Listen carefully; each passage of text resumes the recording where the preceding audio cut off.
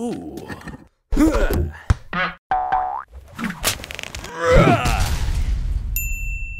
Kapow.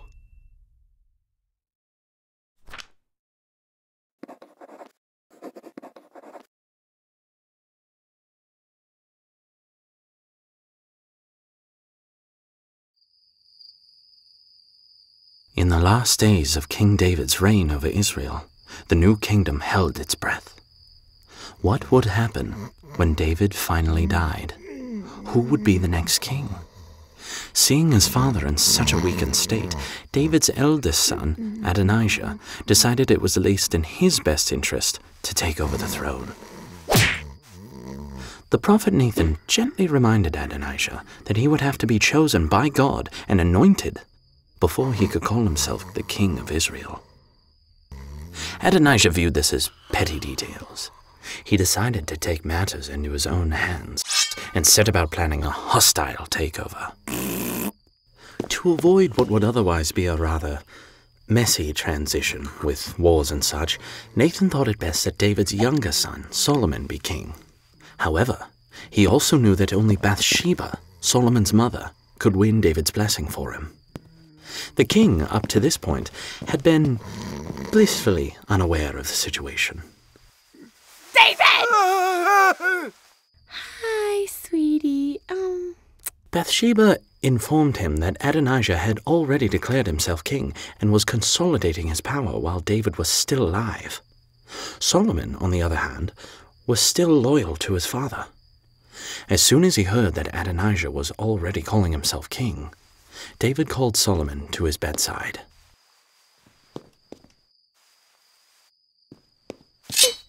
David warned his son that he would have to take harsh measures to assure the succession, and gave him his blessing to do so.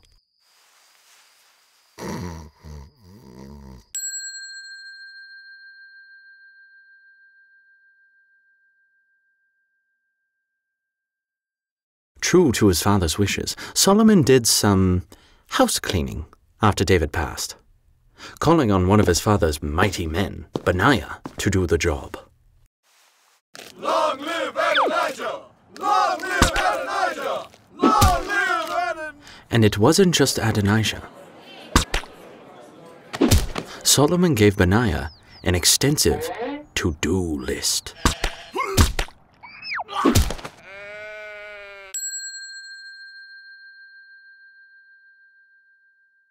All of these purges and acts of vengeance wearied Solomon.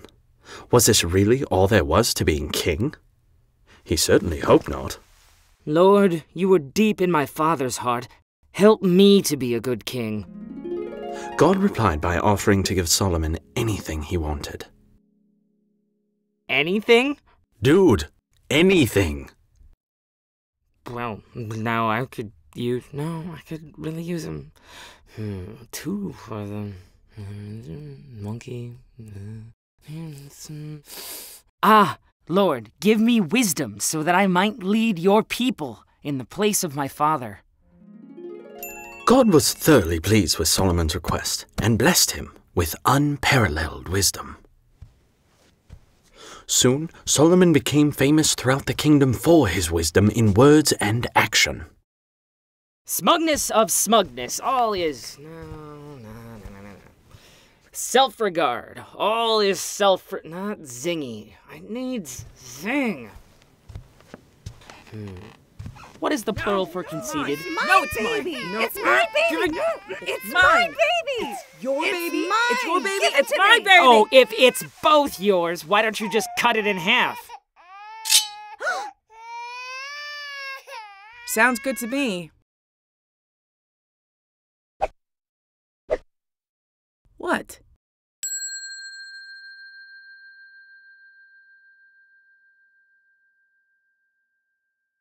His fame spread outside the kingdom and across the known world, such that luminaries like the Queen of Sheba came to bask in his wisdom. Arrogance. All is arrogance? Oh. Well, hello. Though little is known about the details of her visit. My love is like the of the garden, the apples of her like the dough in her and the luscious grapes of her. Under Solomon's wise rule, Israel found itself a land at peace. Because of this, the long overdue construction of the Lord's temple could finally begin. Something Solomon's father, David, had earnestly wanted to get around to, but found himself overrun with a variety of wars. Solomon summoned the celebrated bronze worker King Hiram of Tyre. All I'm saying is if you're building your god a new home, you might as well build yourself a new palace while you're at it. 'Cause your dad's old place, I mean, it's nice and all, if you like retro. Solomon couldn't resist the idea, so at the same time he was building a temple for the Lord, he also built a great palace for himself. Many years later, the prophet Nathan was greatly moved when he finally beheld what Solomon had built for the Lord. Oh, no, actually, this is my place. Temple's up the hill. Come on, I'll show you. In truth, Solomon spared no expense for the house of God. It was a significant upgrade from the tent the Israelites had previously used to offer sacrifices to the Lord. Impressive, right? You done your father proud, Sully!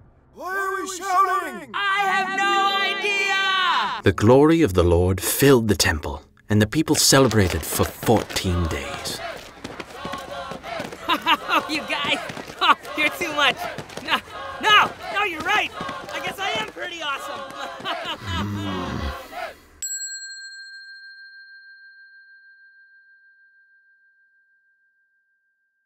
A few months later, Nathan paid a visit to Solomon's palace. Solomon's out back with his ride.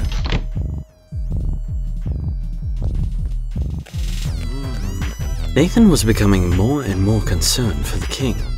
His success seemed to be getting to his head. All his egotism? Yeah. Nate! Hey, how you doing? Impressive, right? This ain't good, Sully. You think these ladies are beautiful? Wait till you meet my 700 wives. Meow! Who wants to worship some idols?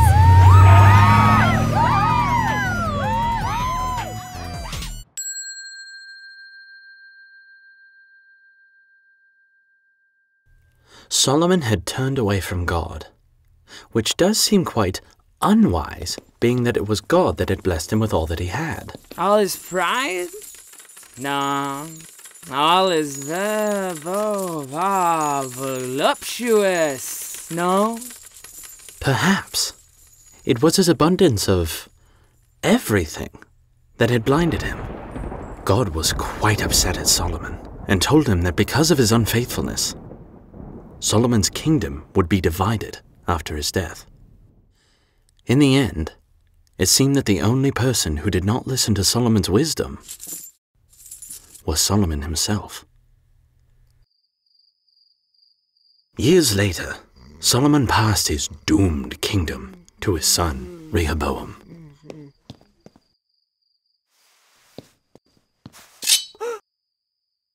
You'll need that. You'll need that. Vanity! That's it! Vanity of vanities! All is... All is what?